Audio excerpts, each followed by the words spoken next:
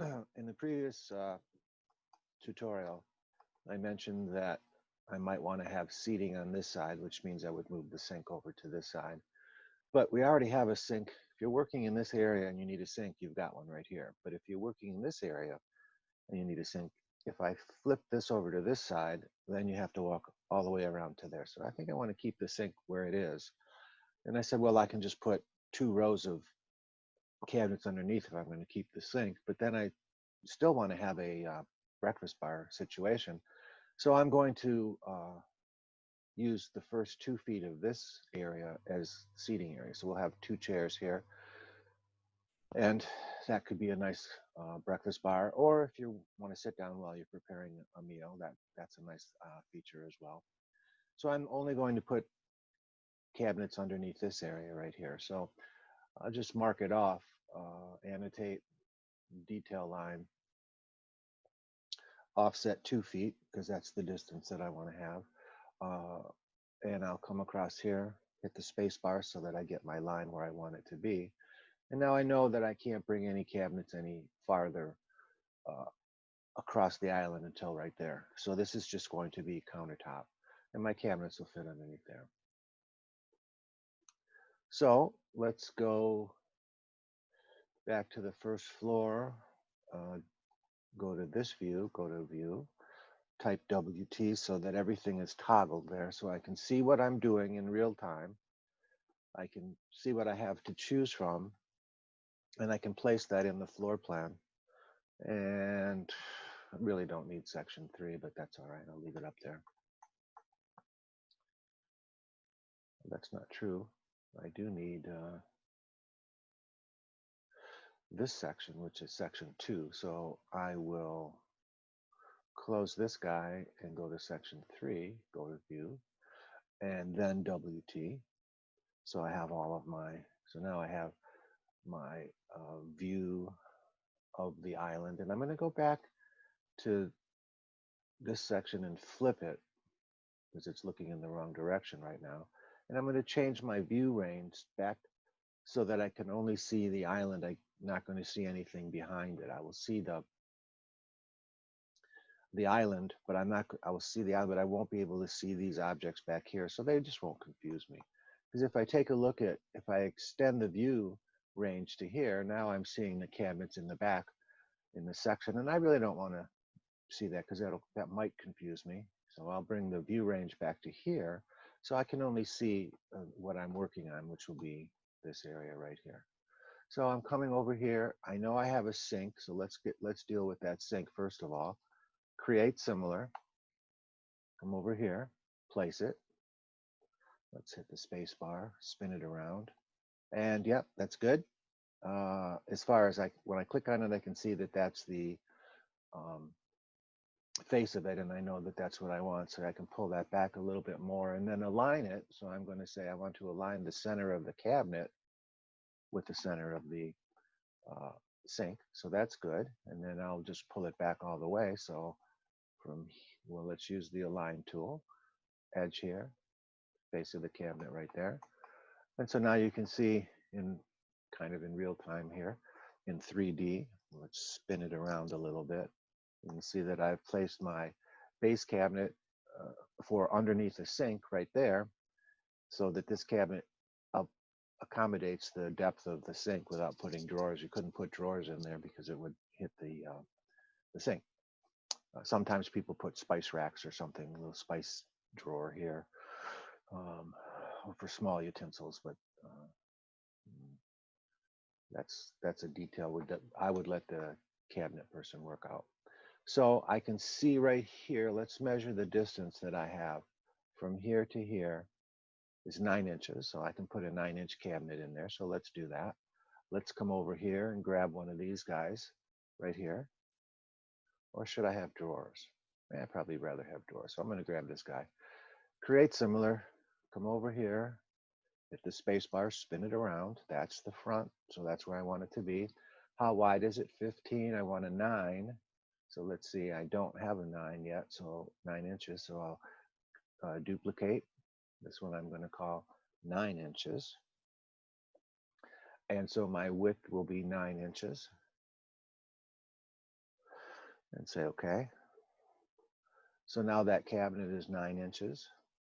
If I take a look at my section here, actually I'm actually looking at the wrong side for right now. If I'm working on this side, then I really want to flip this, move the section and flip it here. And again, I didn't flip it yet. So flip the section. All right. There it is. There's my 9-inch cabinets right there, but that's something's not seeing. Huh. My section is cutting through the cabinet. That's why I'm not actually seeing the pulls on the cabinet. But when I push it back, I come over here. You see my section is cutting through the actual cabinet. That's why I'm not seeing the pulls. That was confusing to me, but now I can see the pulls. Okay, so now I have my sink base. I have 9-inch drawers on that side. On this side, I'm going to have an opening here for people to sit and put their chair underneath here and sit and work or eat here. And then let's see what's left here as far as distance goes. We've got 2'9". So I can, let's do this. Let's grab this guy and mirror him about the midpoint of the cabinet. And then let's put another 24-inch cabinet right there. So that, let's make it this one right here. Create similar, come over here, hit the space bar, put it in, and then just move it back over here a little bit. And then I can do my align. I will align to this guy to here. Whoops, let's see what we'll align right here. That looks good. Okay, that looks good from there. Still sticking out a little bit, so that reminds me, nice feature is working in real time with my 3D. So there's my cabinets now. I've got a base cabinet under the sink, which is much wider than it needs to be, but that's okay. I'll have a lot of space underneath the sink. Then I have drawers on both sides, and then a cabinet as well here. So I like the look of that. So let's grab this section now, and we're going to move it over. I'm going to move it over to here, and then flip it. Flip the section, and now I can see my, I don't need a base cabinet anymore underneath there, but this is as far as I can go, this line right here with my cabinets. So let's put some drawers in, create similar, come over here, we'll spin this around right there, and that's the front of it, so that's good. Let's pull this back to there, and let's make these wider. So I'll make them 24-inch wide, and that's okay. I'll use the align tool. I'm going to align here and here. All right, and maybe I should see if I can spin my 3D view around just a little bit to see what's going on. Yeah, that's what's going on there. That looks good. Let's copy that over to here. Now, generally in this profession, what happens is that we're laying out a basic design here for the kitchen, but in reality, what's going to happen is that the contractor, if he's building a speculative house, meaning there isn't a buyer involved, or the client will actually go to a kitchen company, and they'll design the kitchen exactly with drawers and features that they want and cabinet styles. So this may, the layout that I'm doing right here may not look anything like what the kitchen designer actually chooses to do, but that's part of the service. If you're buying cabinets from a kitchen company, they'll generally design the kitchen for you. Same thing if you go to Lowe's or Home Depot, they have a kitchen designer there. You make an appointment with them and they show you everything that's available. And then, you know, that they'll provide the design services for free, which is, I believe it's for free. I've never used them personally, but I have several clients who have used the big box kitchen companies. the big box companies that have a kitchen department. And I don't think they had to pay for the design, but I don't know that for 100% truth. So anyway, we're looking to see what's left here for the space. Um, I have multiple selected. I'm going to unselect that so I don't get confused. All right, and what distance do I have left here? Let's measure it and see what we're going to put in there. I want to measure the distance from here to there is 42 inches, which would be two 21-inch cabinets. 21 is a division of 3 inches. So most cabinets come in multiples of 3 inches. If you're buying standard, if you're going to pay for custom, then it really doesn't matter. You can have whatever you want. But of course, if you're purchasing a custom size, then you're also paying an extra charge for that custom. So I said I have 21 inches. So let's see. I've got 2 of these. That's the, look at what I'll take 2 of these. So I'll create similar. Come over to the floor plan. Boom, boom, boom.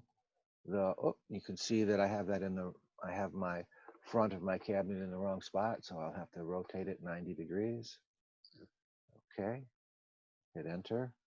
Now the face of the cabinet's in the right spot.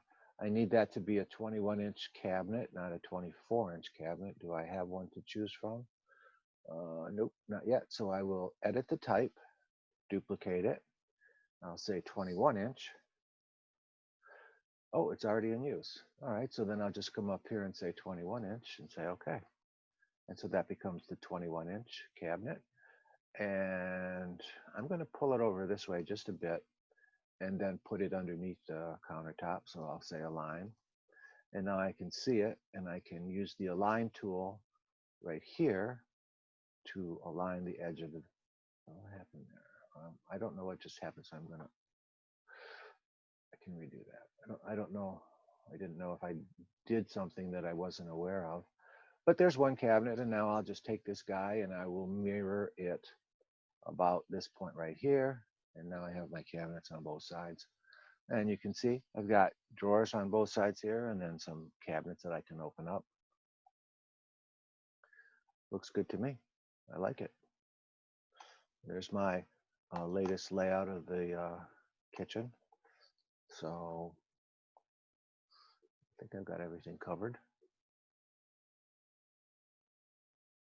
Just thinking for a second. So while I'm thinking, usually I'll just come up here and hit this save button to make sure that the program is the work that I've done is being saved while I look to see if everything's all right. And I'm kind of happy with what I see right now. So I'll delete that. And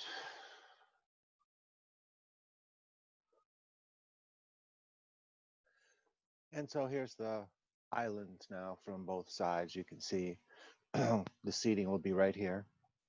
This sink is still in the best location because it services this side of the kitchen, and that sink will service this side of the kitchen. What else do we have?